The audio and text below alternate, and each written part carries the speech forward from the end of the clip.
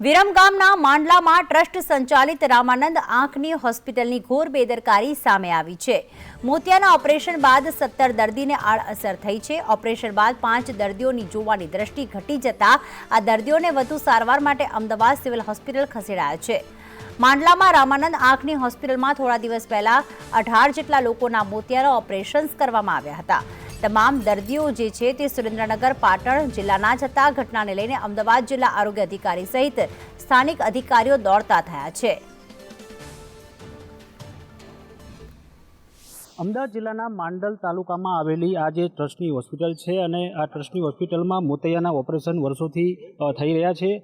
માંડલમાં આવેલી શ્રી સેવા નિકેતન માંડલ સંચાલિત રામાનંદ આંખની હોસ્પિટલ ખાતે મોતિયાના ઓપરેશનમાં બેદરકારી આવી છે। ત્યારે મોતિયાના ઓપરેશનમાં 17થી વધુ દર્દીઓ જે છે તેને ઓપરેશન કર્યા બાદ આડઅસર થઈ છે અને થોડા દિવસ પહેલાં આશરે 20થી 25 લોકોના ઓપરેશન વૃદ્ધોના આંખના મોતિયાના ઓપરેશન કરવામાં આવ્યા હતા અને આજુબાજુના સુરેન્દ્રનગર પાટણ અને અમદાવાદ જિલ્લાના બધા તમામ દર્દીઓ છે અને ઓપરેશન દરમિયાન બેદરકારી અને આડઅસર થતાં 5થી વધુ લોકો જે છે તેમને અમદાવાદથી સિવિલ હોસ્પિટલમાં દાખલ કરવામાં આવ્યા છે અને હાલ માંડલની ટ્રસ્ટની હોસ્પિટલમાં 17 દર્દીઓ સારવાર હેઠળ છે।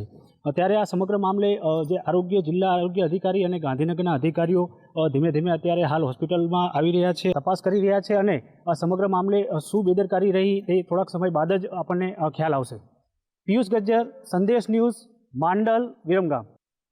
તો આખી જે ઘટના બની છે જેમાં અહીંયા આંખની હોસ્પિટલની બેદરકારી સામે આવી રહી છે। 103 દર્દીઓને અમે ચકાસવા માંગીએ છીએ તેવું આરોગ્ય વિભાગનું કહેવું છે, કારણ કે દર્દીઓએ દ્રષ્ટિ ગુમાવી છે પરંતુ તેમની બેદરકારી સ્વીકારવા માટે તેઓ તૈયાર નથી। રામાનંદ હોસ્પિટલ જે માંડલા ખાતે આવેલી છે ત્યાં આખી આ ઘટના બની છે। માંડલના ટ્રસ્ટની હોસ્પિટલની બેદરકારી અહીંયા સામે આવી રહી છે। ત્યારે દર્દીઓની દ્રષ્ટિનું શું, કારણ કે અહીંયા તો માત્ર તપાસના નામે આરોગ્ય વિભાગ જે છે એ કોઈ એક્શન નહીં લે અને તમામ દર્દીઓની તપાસ કરશે, પરંતુ જે દર્દીઓ દ્રષ્ટિ ગુમાવી છે આખરે એમનું શું? ઓપરેશન બાદ કેટલાક દર્દીઓની દ્રષ્ટિ હવે ઓછી થઈ ગઈ છે। રાતે સ્થળ ઉપર ગયા તો બીજા ત્યાં 12 દર્દી પણ તકલીફવાળા હાજર હતા, દાખલ કરવામાં આવેલા હતા।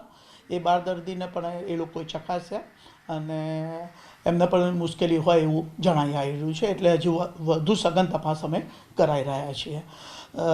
સાથે સાથે આજે પણ અમે ત્યાં એક ટીમ મોકલી દીધી છે, અત્યારે ત્યાં ટીમ પહોંચી ગયેલી છે।